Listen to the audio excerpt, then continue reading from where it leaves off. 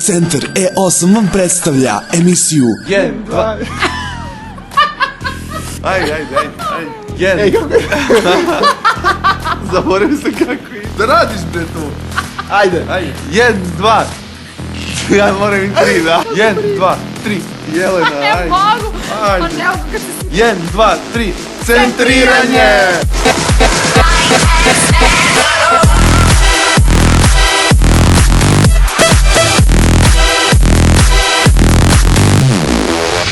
Ćao svima, ovo je još jedno centriranje. Danas govorimo o Men konferenciji, vodimo vas u Požegu, pričamo o John Bon Joviju i kao i uvek kontriramo. Centriranje. Kada bismo svu mržnju pretvorili u električnu energiju, mogli bismo osvetliti sve naše gradove i sela. Ovo je poruka Nikole Tesla, u čijem je muzeju u Beogradu otvorena 3. po redu Men konferencija.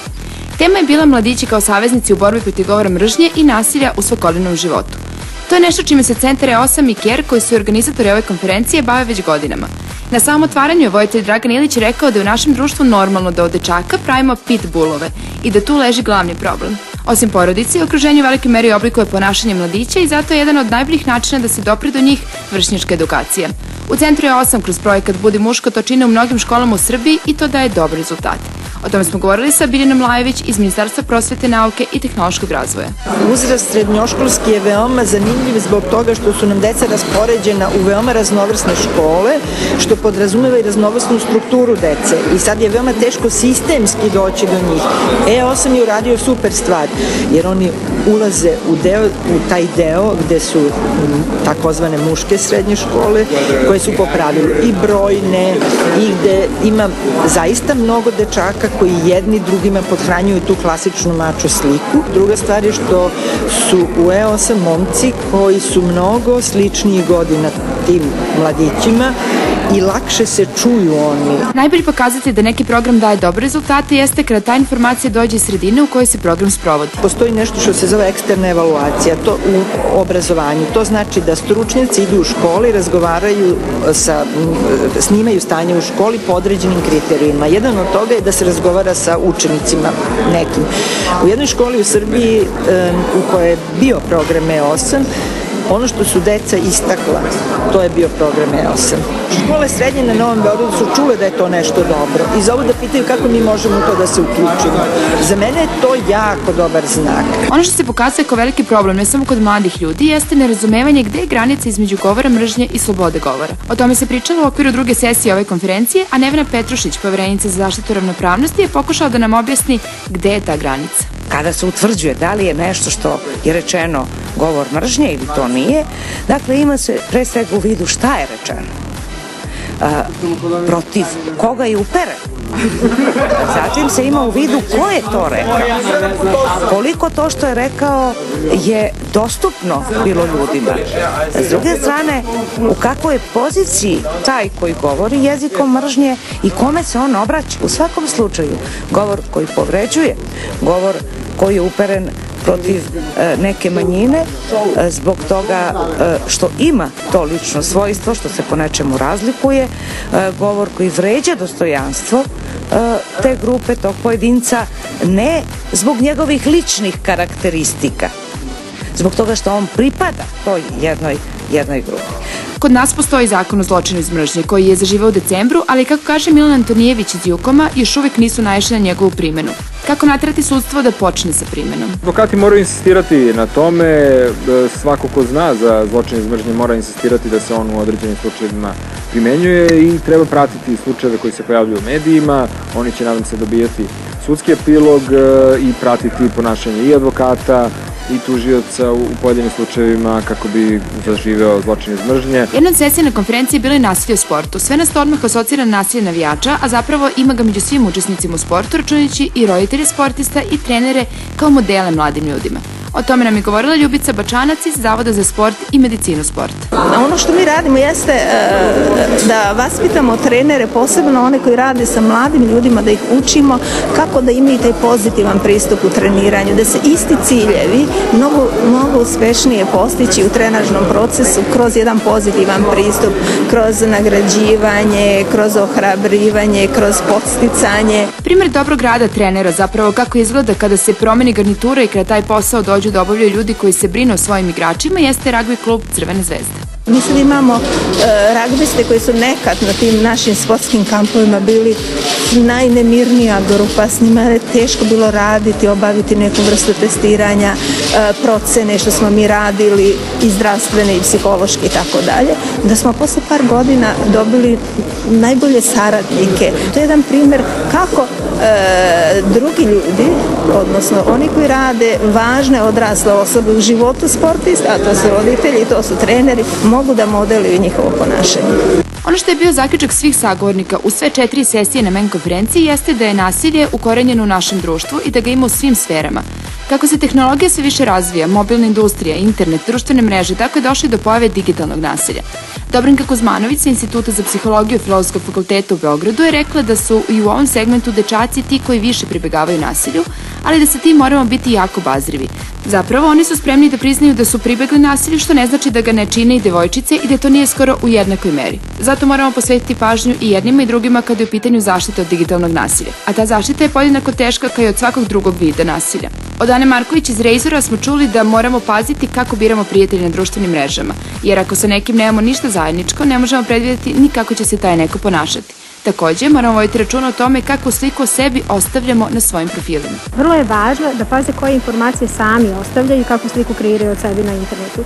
Ako ostavljaju intimne podatke, postaće češće žrtva predatora, agresivnih ljudi koji tragaju za takvim ljudima. Ako ostavljaju neprimerene sadržaje, drugi ljudi mogu razumeti da oni sami teže nekoj neprimerenoj aktivnosti i da su samim tim lakši i dostupni za neku neprimerenu akciju. Ono što je bitno reći na kraju jeste da se svako nasilje može i mora prijaviti. Nasilje bi trebalo da prijave ne samo oni koji ga trpe, već i svedoci nekog nasilnog čina.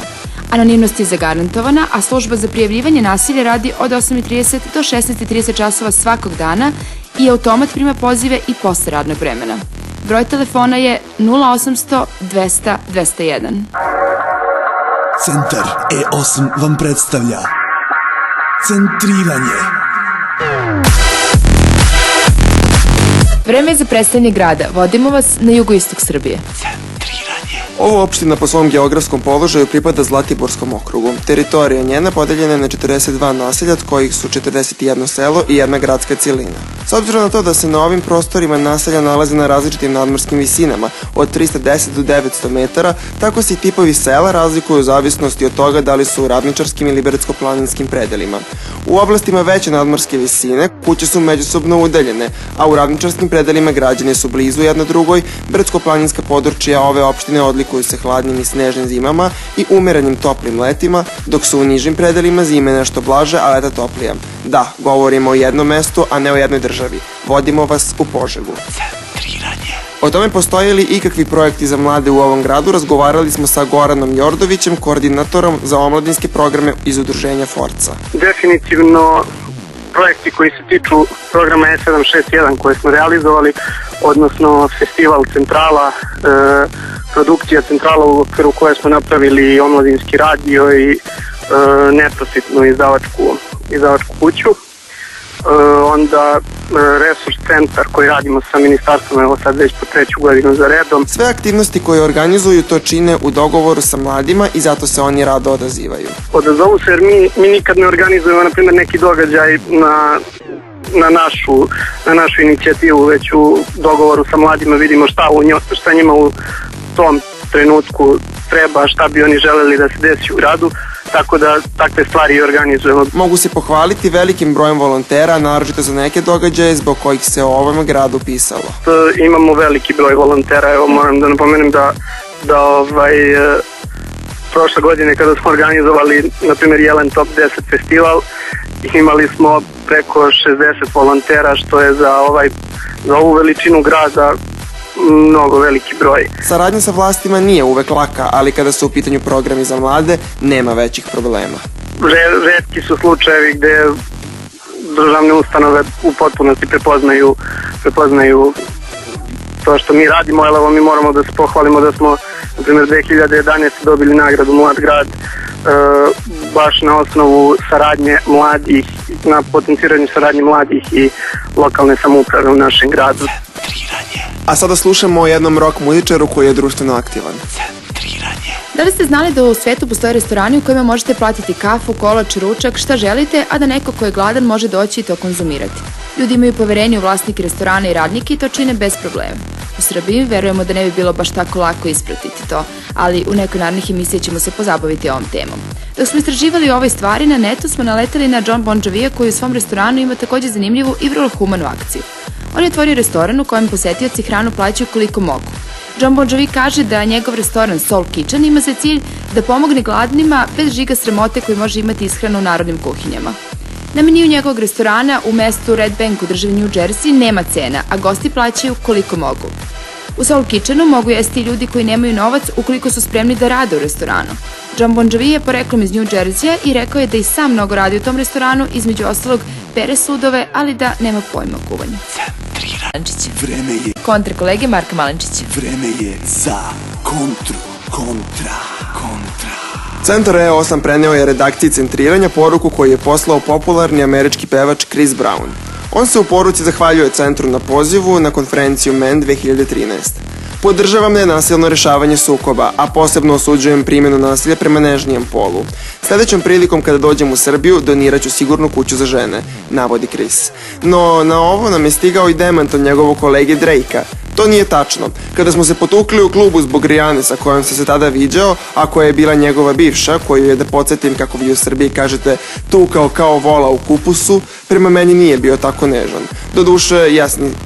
Doduše, ja nisam žensko, ali svakako ja mislim da ipak glavni razlog zašto on nije došao, pored toga što očigledno laže, jeste to što je na konferenciji bio i Majlen Antonijević, ne znam kako vi u Srbiji to čitate, advokat i direktor Komiteta pravnika za ljudska prava. Koliko sam čuo ovde, sa njime se nije šaliti. Toliko od nas za danas, slušajte nas naredne nedelje, pišite nam na centriranje et8.org.rs, prate našu Facebook stranu i Twitter nalog Centriranje. Do slušanja. Centriranje.